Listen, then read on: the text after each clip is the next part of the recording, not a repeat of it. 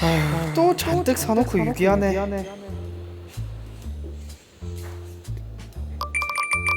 에이씨. 맨날 처지르기 렛 사놓고 까먹음 렛.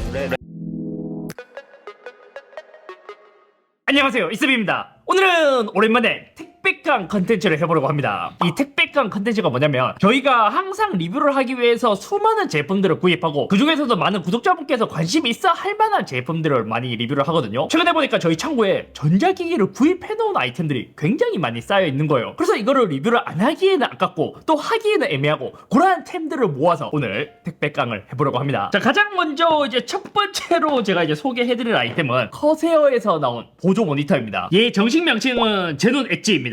얘 같은 경우에는 14.5인치 디스플레이가 들어간 이제 보조 모니터라고 보면 돼요. 저는 옛날부터 이런 이제 보조 모니터를 찾긴 했어요. 왜냐면 듀얼 모니터로도 이미 쓰고 있기는 하지만 여기서 모니터를 한 개 더 추가한다? 그러면 부피도 너무 크고 조금 작은 디스플레이에 필요한 정보만 띄워놓을 수 있는 이런 디스플레이를 원했거든요. 근데 딱히 이러한 보조 모니터로 나오는 브랜드는 없었습니다. 그러다가 커세어에서 제논 엣지라는 새로운 제품이 또 나왔더라고요. 옛날에 이제 허세어라는 별명이 있었잖아요. 커세어답게 14.5인치 LCD인데 가격은 엄청나게 사악한 35만 4천원입니다. 이게 진짜 가격이 왜 사악하냐면 삼성에서 그 우리가 3텐바이비 만들었잖아요. 그 32인치 4K 모니터에 스탠드 포함해서 그 최대 혜택가로 한 27만원에 구입할 수 있었거든요. 예전에 저희가 리뷰했을 때도 4K 모니터 입문용도 30만원대면 구입 가능했는데 어마어마한 가격이에요. 그래서 얘 같은 경우에는 제가 원래 이제 쓰려고 구입했던 제품이다 보니까 미리 한번 사용을 좀 해봤습니다. PC가 필요하기 때문에 제가 이제 노트북을 갖고 왔고요. 여기 이제 전면에 14.5인치 LCD로 된 디스플레이가 있고 뒤에는 이제 커세어라는 로고가 있으면서 얘는 좀 그래도 괜찮게 이렇게 이제 자석으로 요거를 붙였다 뗐다 할 수 있더라고요. 그렇다 보니까 이거를 이제 배사올 같이 이제 나사가 있어갖고 요거를 벽에 걸거나 다양하게 활용할 수 있는 방식으로 되어 있고 케이블은 C타입 하나에다가 HDMI 요렇게 연결 방식이 있습니다. 보통 요즘 노트북이나 다른 PC들은 C타입으로 많이 출력을 지원해서 저는 HDMI로 써보진 않았어요. 그리고 커세어답게 디테일은 또 좋아요. 여기 뒤에 보면 여기 이제 고무 패드도 커세어 특유의 패턴도 이렇게 무늬가 들어가 있어서 디테일은 좋은데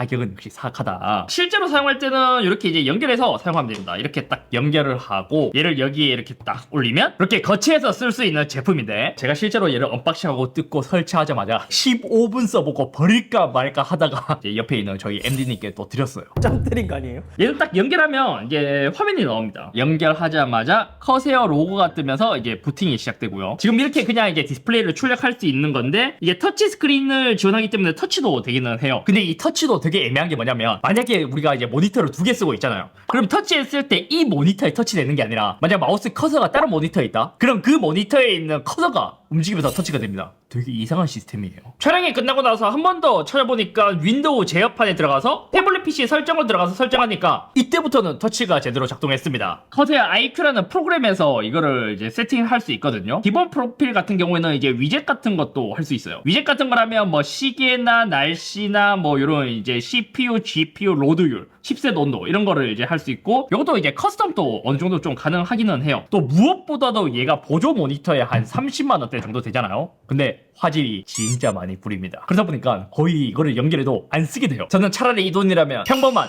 모니터의 구입을 추천드립니다. 그리고 이제 다음으로 구입한 제품은 샤오미 블루투스 리모컨 2 프로입니다. 얘가 처음에 이제 출시된다는 소식을 들었을 때 거의 만능 리모컨 같아서 구입을 했거든요. 그러다가 이제 리뷰를 딱 준비해서 이제 자료를 찾아보는데 샤오미 TV에서만 되는 거예요. 샤오미 TV. 그리고 가격은 한 21,000원 정도에 구입했습니다. 저는 만능 리모컨이라 생각해서 구입했는데 그게 아니더라고요. 근데 생김새는 진짜 애플 TV 리모컨이랑 거의 유사합니다. 근데 또 이제 몇몇 부분 이렇게 이제 휠이 있는 부분이나 이런 걸 보잖아요. 그리고 최근에 나온 삼성 TV 리모컨이랑 또 비슷해요. 게다가 얘 같은 경우에는 또 이제 NFC도 내장되어 있어갖고 뭐 TV 근처에 가면 NFC로 또 동작한다고 하기도 하고 충전은 C타입으로 됩니다. 오. 여기가 IR 센서가 있는 부분인 것 같아요. 자, 이렇게 쓸 수 있는 건데 사실상 우리는 샤오미 TV가 없기 때문에 못 쓴다. 이걸 왜 구입했을까? 인기 많으니까 좋아 보여가지고. 그니까.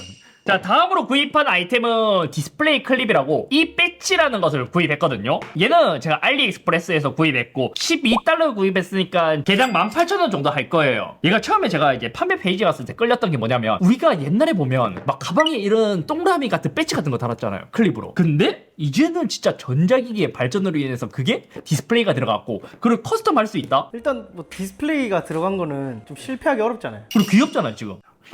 짜자잔 클립 있고 오 얘는 포고핀으로 충전하는 것 같은데 이것도 이게 샤오미 미밴드에 있는 거랑 좀 비슷하죠? 생김새가. 아, 클립이 있습니다. 야, 이거 가방이나 옷에 걸면 귀엽긴 하겠는데? 또 행사 같은 거 할 때 괜찮지 않아요? 얘가 1.7인치 터치 스크린이라고 해요. 근데 또 보통 이런 제품들은 이 잉크가 들어가서 이제 그래도 최대한 오랫동안 사용할 수 있게 만들거든요. 근데 얘는 이제 컬러 디스플레이라서 그런지 배터리는 한 이제 최대 20시간이라고 합니다. 오, 배터리 어때? 배터리. 뭐야 이거? 무슨 충전하는 것처럼? 맥세프 충전처럼. 나름 그래도 괜찮지 않아요? 충전이 엄청 느린가 봐요. 지금 보조 배터리에 물렸을 때 한 1W 정도로 충전되고 있습니다. 1W. 자, 1%까지 쳤어요. 1%. 와, 거의 안드로이드 같아요. 위에서 이렇게 제어 센터 내려오는 것처럼 되고, 아, 밝기를 조금 더 밝게도 되네요. 플래시 모드도 있는데 막 그렇게 막 엄청 밝은 거는 또 아니고, 뭐야 이거? 깜빡이고 막 이런 것도 되네? 오, 뭐 색깔도 바뀌는데? 블루투스 연결? 쉐어? 리시브? 아, 다른 사람한테 이거를 그냥 이렇게 태그해서 받을 수도 있네, 설마? 아, 이거 한번 커스텀 해보고 싶은데? 한번 일단 앱 받아보겠습니다. 중국 앱으로 받아야 돼요. 중국 앱. 들어오니까 또 한국어로는 되게 잘 나오고요. 오, 연결됨이라고 지금 나왔고, 아, 지금 배터리가 자꾸 없다고 뜹니다. 충전하는 동안 다른 거 먼저 살펴보겠습니다. 자, 요것도 제가 이제 알리에서 구입한 아이템인데 얘가 뭐냐면 윈도우 헬로 카메라예요. 요즘 보면 노트북에서도 아직까지 지문 인식만 지원하는 제품들이 많거든요. 그것을 얼굴 인식으로 해결해줄 수 있는 카메라입니다. 제가 아마 엄청 오래전에 얘랑 비슷한 제품을 한번 리뷰한 적이 있을 거예요. 근데 걔는 약간 이제 다른 노트북에 있는 모듈을 떼서 파는 거기 때문에 되게 엉성했거든요. 근데 요즘 보니까 이제 그래도 조금은 모듈화해서 이제 판매하는 제품이 있어서 구입했습니다. 구입가는 $27, 대략 한 42,000원 정도에 구입한 거죠. 얘도 구입할 때 보니까 카메라 스펙이 있더라고요. FHD에서 가장 높은 건 오메가픽셀의 해상도도 조금 높은 게 있었는데 저는 그냥 이제 중간 단계로 구입했습니다. 이것도 잘 작동하겠죠? 오. 야, 예전에 내가 구입했던 거에 비해서는 진짜 거의 완성품처럼 생겼는데요? 지금까지 뜯었던 것 중에서는 나름 퀄리티가 괜찮아요. 일단은 여기 위 일단은 설치를 할게요. 아마 이제 처음 연결했기 때문에 드라이버가 없을 걸로 예상이 됩니다. 지금 일단 다른 업데이트가 떠있기 때문에 업데이트를 하고 한번 보시죠.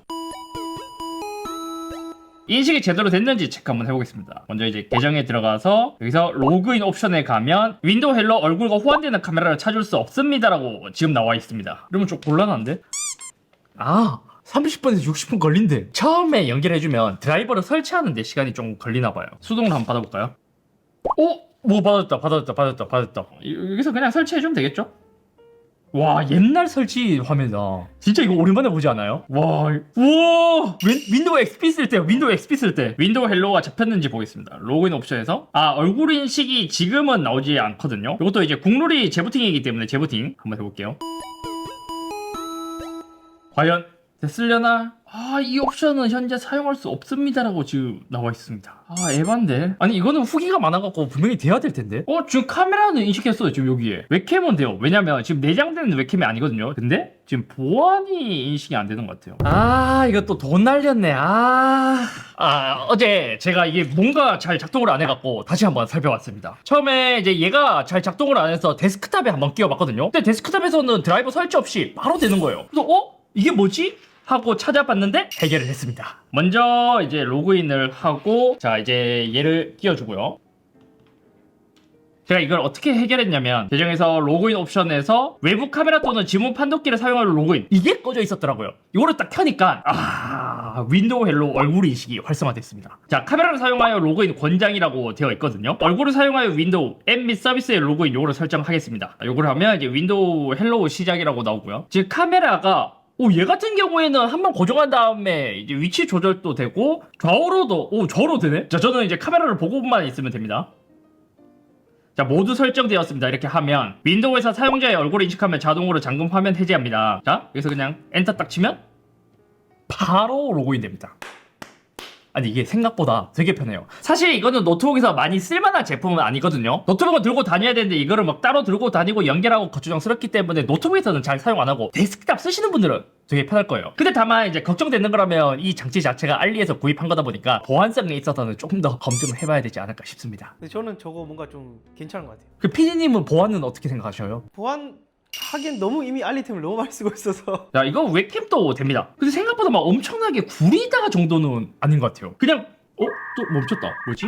컴퓨터 자체가 지금 약간 뭔가 이상해졌는데요? 근데 이게 또 찾아보니까 한 가지 이슈가 있다고 합니다. 이게 카메라가 두 개가 탑재되어 있는데 하나는 마이크가 없고 하나는 마이크가 있거든요. 그래서 이게 마이크도 활성화가 되다 보니까 거기서 오는 오류가 있다고 해요. 설정 시스템 소리에서 여기서 일반 USB 오디오라고 되어 있는데 얘를 그냥 허용 안 함으로 해주면 될 거예요. 자, 그리고 어제 이제 살펴보다 말았던 요 이제 클립 가장 큰 단점이 뭐냐면 충전 시간이 너무 오래 걸립니다. 충전은 이제 아마 완충이 됐을 거기 때문에 한번 보면 자 거의 97%로 완충 가까이 됐어요. 그래서 여기서 한번 넣어볼게요. 이게 그냥 텍스트도 넣을 수 있지만 영상도 넣을 수 있나 봐요. 이것도 이게 번역이 확실한가요? 라고 이렇게 나오네. 자 동기화도 아니고 동기입니다. 동기. 지금 그럼 배터리 표시도 안 맞아요. 앱에서는 또 100%라고 하거든요. 얘는 또 97%인데 뭐야 이게. 자 근데 텍스트만 이렇게 보내는데도 되게 오래 걸립니다. 설명 보니까 네. 블루투스 6.0으로 초고속 전송을 한다는데요. 초고속까지는 아닌 것 같아요. GIF 한번 넣어봐요. GIF. 오, 이 정도는 되네요. 오, 오히려 이렇게 되니까 나름 괜찮지 않아요? 한 15,000원, 17,000원 정도 이렇게 쓸 수 있는 거잖아요. 배터리 충전만 좀 더 빨랐으면은, 이거는 진짜 심각할 정도로 배터리 충전 속도는 너무 느립니다. 아니면 살 때 그냥 애초에 두 개를 사야 될 것 같아요. 그래서 제가 두 개 샀어요. 오, 행사할 때 괜찮을 것 같은데요? 2만 원 안 한다고 생각하면 나쁘지 않은 것 같아요. 네, 저 나름 괜찮은 것 같아요. 사용 용도만 확실하다면요. 근데 애기들은 환장할 것 같지 않아요? 좋아하는 캐릭터 있으면은 아빠 바꿔줘 이러면은 바꿔주고 밤에 이제 잘 때 충전을 시켜주고. 근데 그게 또 노동이겠다, 충전시켜주는 게 빠르지가 않으니까. 그리고 마지막 제품은 비운의 기기입니다. 아, 이것도 처음에 출시 소식을 듣자마자 제가 중국 내수용으로 구입했습니다. 왜냐면 이제 리뷰를 하기 위해서 사실 이제 구입을 한 녀석이거든요. 모델명 같은 경우에는 레드미에서 나온 터보5 맥스입니다. 얘의 특징이라면 9000mAh의 무식한 배터리가 탑재되었고 벨가트의 고속 충전을 지원한다고 해서 가격도 제가 구입했을 때 부가세 포함해서 한 50만원 정도에 구입했거든요. 요즘 스마트폰 가격이 막 100만원대도 잘 없고 막 150만원 거의 막 200만원까지도 이제 흔히 가다 보니까 50만원에 나름 괜찮으면 이게 나중에 한국에 정발했을 때 괜찮을 것 같다 해서 이제 구입한 녀석인데 문제가 뭐냐면 제가 빠르게 살펴보기 위해서 중국 내수용으로 직구해서 구입했거든요. 근데 도착하고 얼마 안 돼서 이게 한국 정발했더라고요. 이게 중국 내수용 모델은 이제 레드미라는 브랜드를 달고 나오고요. 한국에서 정식 명칭은 포코 X8 프로 맥스인가 그럴 거예요. 레드미 터보5 맥스 좀 많이 다르긴 하죠. 근데 실제로 같은 제품입니다. 아 이제 또 구입했는데 안 쓰면 아까우니까 지금 택배깡 해보려고요. 레드미가 샤오미의 저가형 브랜드일 거예요. 그렇다 보니까 이제 OS 같은 경우에도 샤오미 하이퍼 OS를 사용하고 있다고 하죠. 또 중국 스마트폰들의 특징이 요 이제 케이스도 기본으로 넣어주고요. 케이스 품질도 나름 괜찮을 거예요. 얘가 50만원대인데 벨가트 충전을 지원하기 때문에 벨가트 충전기도 기본으로 주고 케이블도 이제 중국폰의 또 특징이 C2C로 잘 안 줍니다. A to C 케이블. 네, 이것도 벨가트 되는 걸로 주고 자 이것도 그 당시에 아마 아이폰 17 시리즈가 나왔을 때도 오렌지 컬러가 메인이었잖아요. 아마 그거를 좀 이제 따라해서 만든 걸 거예요. 근데 긍정적인 부분이 있네? 상단 스피커 하단 스피커. 요즘 스마트폰 같은 경우에는 폴더블로 넘어가는 게 아닌 이상 스피커는 하단에 하나 그리고 수화부에 하나 이렇게 있거든요. 근데 여기서 스피커 품질만 괜찮으면 나름 쓸만하겠다. 아 중국 내수용이기 때문에 한국어 없고요. 카메라는 초광각이랑 광각만 있습니다. 얘네도 특이하게 플래시가 두 개인가? 플래시 터뜨려볼까요? 자 지금 위에만 나왔죠? 그럼 초광각으로 해볼게요. 그래도 위에만 나오는데? 밑에는 뭐지?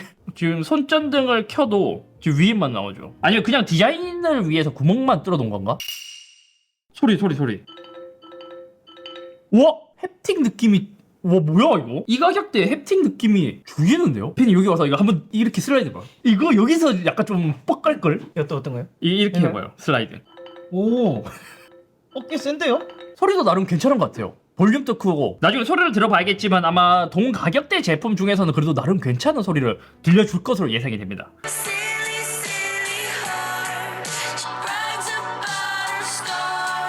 지금 저장 공간은 256입니다. 그리고 8기가 램이 장착되어 있고 아니네? 12기가네? 와 뭐야 가격 대비 나름 괜찮은 폰이었네? 12기가에 9000mAh의 배터리를 탑재했습니다. 전면은 2000만 화소이고 후면은 5000만 플러스 800만이네요. 근데 지금 반응 속도 꽤 빠르죠?